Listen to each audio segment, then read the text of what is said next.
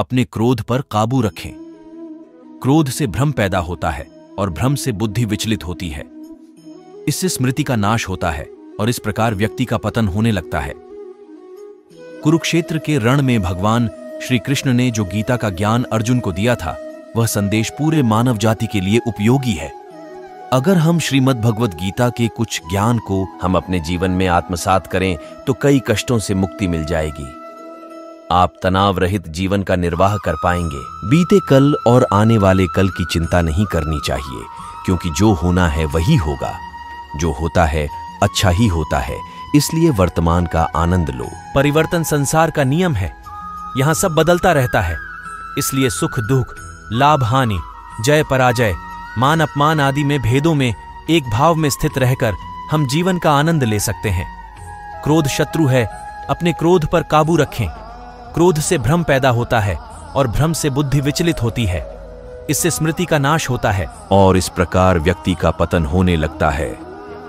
क्रोध, काम वासना और भय ये हमारे शत्रु हैं। ईश्वर के प्रति समर्पण अपने को भगवान के लिए अर्पित कर दो, फिर वो हमारी रक्षा करेगा और हम दुख, भय, चिंता, शोक और बंधन से मुक्त हो जाएंगे। नाम, पद, प्रतिष्ठा, संप्रदाय, धर्म, स्त्री या पुरुष हम नहीं हैं और न यह शरीर हम हैं। ये शरीर अग्नि, जल, वायु, पृथ्वी, आकाश से बना है और इसी में मिल जाएगा। लेकिन आत्मा स्थिर है और हम आत्मा हैं। आत्मा कभी न मरती है, न इसका जन्म है और न मृत्यु। आत्मभाव में रहना ही मुक्ति है।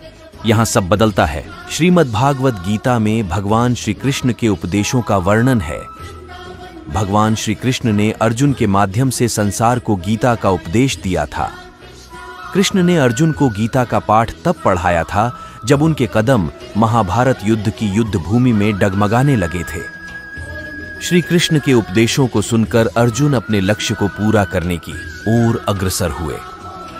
कहा जाता है कि गीता में जीवन की हर एक परेशानी का हल मिल जाता है। गीता में कही गई श्री कृष्ण की बातें आज भी जीवन में आगे बढ़ते रहने की प्रेरणा देती हैं। ऐसे में किसी भी परेशानी का हल पाने और जीवन में सफलता पाने के लिए गीता की कुछ बातों का ध्यान रखना चाहिए। हमारा मन ही हमारे दुखों का कारण होता है।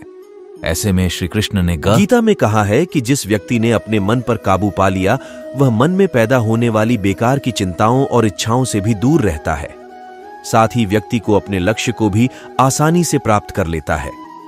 क्रोध में व्यक्ति नियंत्रण खो बैठता है और आवेश में आकर गलत कार्य कर देता है। यहां तक कि कभी कभी गुस्से में व्यक्ति खुद का अहित कर बैठता है। गीता में श्री कृष्ण ने बताया है कि क्रोध को खुद पर हावी नहीं होने देना चाहिए। यदि गुस्सा आए तो स्वयं को शांत रखने का प्रयास करें। गीता के अनुसार व्यक्ति को संदेह या संशय का स्थिति में नहीं रहना चाहिए। जो लोग संशय का स्थिति में रहते हैं, उनका भला नहीं हो सकता है।